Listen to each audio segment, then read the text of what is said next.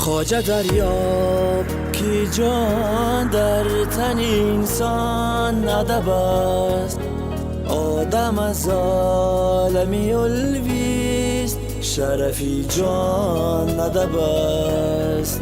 خواجه دریاب کی جان در تن انسان ندب است. آدم از عالمی الویست شرفی جان ندب است. یک دو روزه که در این خانه تنگ مهمانی، یک دو روزه که در این خانه تنگ مهمانی، باید باش که خاصیتی مهمان ادب است. باید باش که خاصیتی مهمان ادب است. خواجه دریاب که جان در تن انسان ندب است.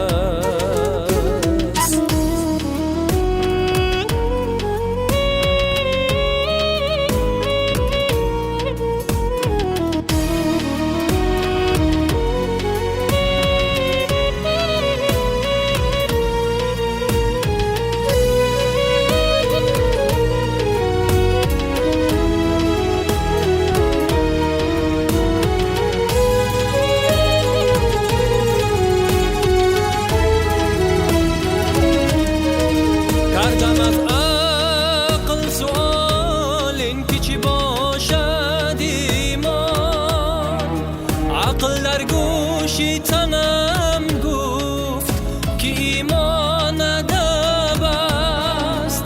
چشم بگشا و ببین جمله کلام الله را، آیت آیت همگی معنی قرآن ادب است.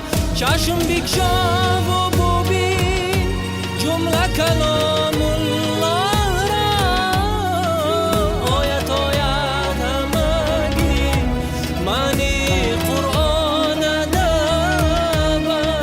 شمس تبریز خاموش کن تو ای پیر خدا.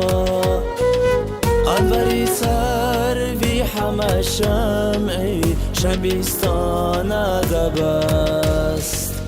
خواجه دریاب کی جان در تن انسان ندب است. آدم از عالمی الویست شرفی جان ندب است.